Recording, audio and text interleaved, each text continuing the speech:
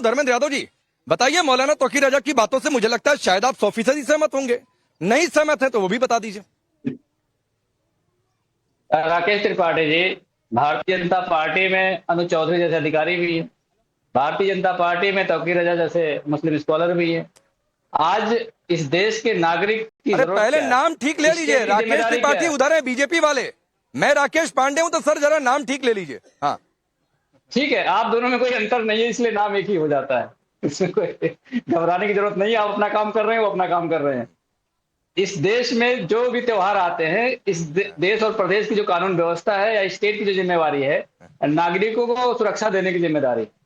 इबादत करना और पूजा करना, दोनों ही इंसान को भगवान से जोड़ने का एक प्रक्रिया है।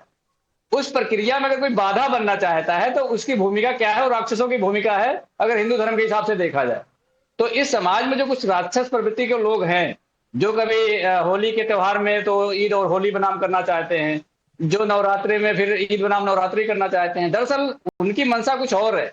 वो अगर देश के सगे होते, देश के नागरिकों के सगे होते, किसी धर्म के सगे होते, तो इस तरह की बात उनके दिमाग में कभी आती ही नहीं है। ये देश सौहार्द का देश है और इसमें जिस तरह से अलग अलग जाति और धर्म के लोग रहते हैं, वो एक गुलदस्ते की तरह है। और एक गुलदस्ते की खूबसूरती यही है कि हर एक जाति और हर एक धर्म और हर एक मजहब के लोग जब एक साथ रह के कोई त्योहार मनाते हैं तो उसका महत्व बढ़ जाता है। हाँ। लेकिन भारतीय जनता पार्टी की समस्या अरे प्रवचन नहीं चाहिए था धर्मेंद्र भाई, प्रवचन नहीं चाहिए था सर। नहीं, प्रवचन नहीं चाहिए था। मैंने आपसे ये पूछा था कि मौलाना तौकीर रजा की बातों से क्या आप सहमत हैं? क्या आपको लगता है कि नवरात्रि में मीट की दुकानें बंद नहीं होनी चाहिए? क्या आपको लगता है कि सड़क पर नमाज पढ़ने की खुली छूट होनी चाहिए? मैंने पूछा था कि तौकीर रजा की बातों से आप सहमत हैं कि असहमत हैं? आप प्रवचन देने लगे। अब सुन लीजिए, अगर नवरात्र में मीट की दुकानें बंद होनी चाहिए तो जो गरीब मीट के विक्रेता है उनकी दुकानें बंद हो, उसके साथ केएफसी भी बंद हो, उसके साथ लुलु मॉल में जाकर के आज भी लखनऊ में आप मछली खरीद सकते हैं, मीट खरीद सकते हैं, चिकन खरीद सकते हैं और भी कुछ खरीद सकते हैं लुलु मॉल के अंदर, जो योगी जी के नाक के नीचे बेच रहे हैं। अब उनका इसलिए नहीं बंद होगा क्योंकि योगी जी उनके स्कूटर में। मैं पूछ रहा हूं, नवरात्रि में मीट की दुकानें खुली रहनी चाहिए कि बंद रहनी चाहिए? धर्मेंद्र यादव जी, एक लाइन में जवाब दीजिए। अब सुन लीजिए, मैं एक लाइन में दे रहा हूं। मैं कह रहा हूं कि अगर किसी छोटे दुकानदार की दुकान बंद हो तो लुलु मॉल में भी चिकन बेचना बंद होना चाहिए, केएफसी भी बंद होना चाहिए, केएफसी का आउटलेट बंद होने चाहिए पूरे 7 दिन तक, जब तो नवरात्रि चलेगा। तो अगर बंद मतलब हो खुली रहनी चाहिए ना? अगर खुले हो दोनों, मतलब खुली रहनी चाहिए आपके हिसाब से? आपको हिंदुओं की आस्था से कोई मतलब नहीं है?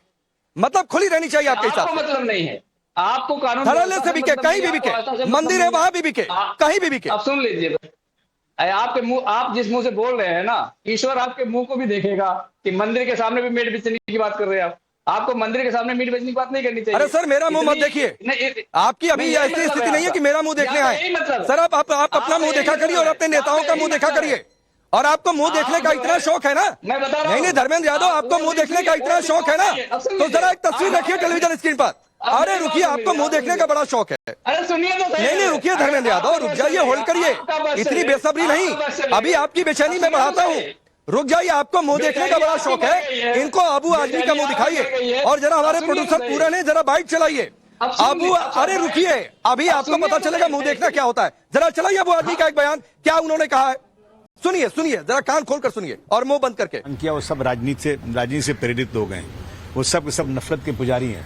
मैं समझता हूँ क्या हिंदू भाई मटन नहीं खाता? क्या हिंदू भाई भी मटन खाता है, गोश्त खाता है। और भगवान ने जब दांत दिया है इंसान को गोश्त खाने के लिए, इंसान को, गाय को नहीं दिया दांत। गाय जो है ना, गाय घास ही खा सकती है, बकरी घास ही खा सकती है, लेकिन इंसान को जो ये दिया, शेर को दिया, इंसान को दांत दिया है ना, वो गोश्त खाने के लिए दिया है। मत खाइए आप, कोई बात नहीं, पसंद नहीं तो, लेकिन आप इस तरह से नफरत फैला करके मुसलमानों की दुकानें वहाँ नहीं खुलना चाहिए, मुसलमानों की गोश्त दुकानें बंद होना चाहिए। अगर आज मुसलमान जो है ना गरीबी की रेखा से नीचे है, ये मैं नहीं, सच्चर कमेटी ने कह दिया है। अब उनकी दुकानें बंद कराएंगे, उनका जो खर्चा होगा, उनको जो कमाई होती थी, जो उनको पैसे मिलते थे, क्या आप उसको देंगे अब उनको?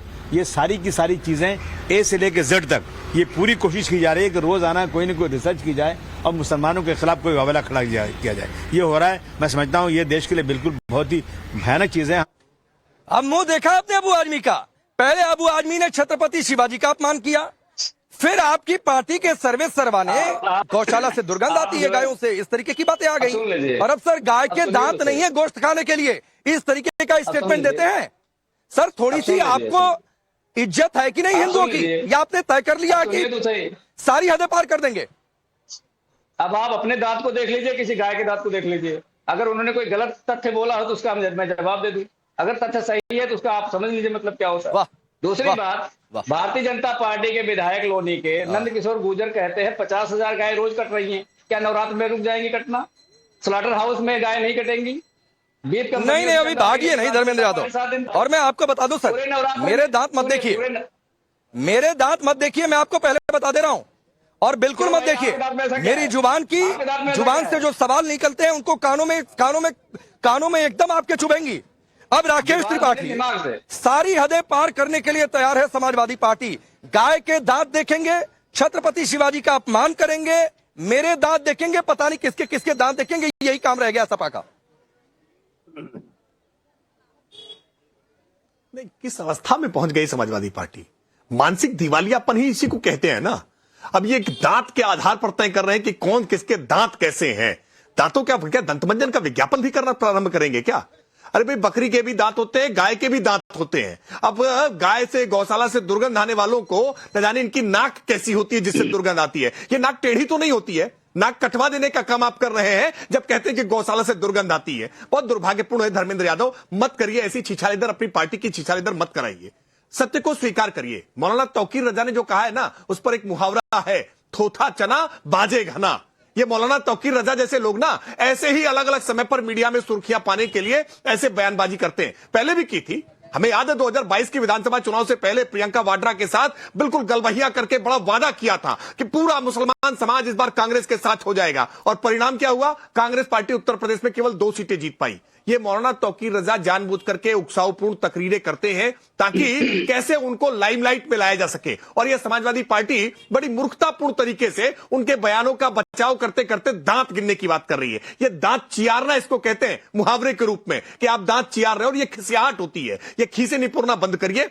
आप गंभीर मुद्दों पर बात करिए। क्यों नहीं आप इस पर चर्चा करना चाहते हैं कि अगर नवरात्रि एक महत्वपूर्ण पर्व है, नववर्ष प्रारंभ हो रहा है, नवरात्रि में उपवास रहते हैं लोग, खुले में मीट मछली की बात की जा रही है। ये कहीं पर इसको अगर कहीं बंद जगहों पर लाइसेंस के आधार पर कहीं हो रहा है तो इसको लेकर के कोई रोक नहीं है।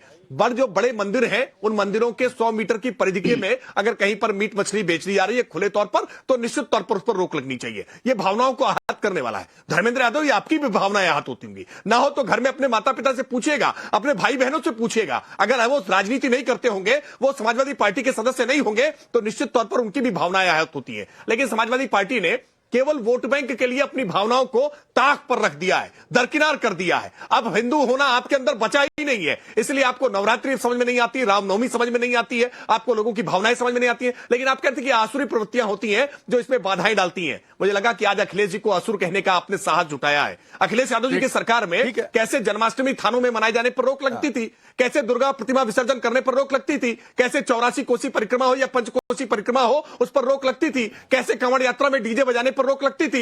ये सारी आसुरी प्रवृत्तियां नहीं ठीक है, रिप्लाई करिए जरा धर्मेंद्र यादव। और आप लगातार मुस्कुरा रहे हैं, बड़ा आनंद आ रहा है आपको। हिंदुओं का मजाक कहीं से उड़ जाए, कोई कुछ बोल दे, कोई पूजा पाठ को लेकर बोल दे, बड़ा मजा आ जाता है आप लोगों को। बहुत परम आनंद की अनुभूति हो जाती है।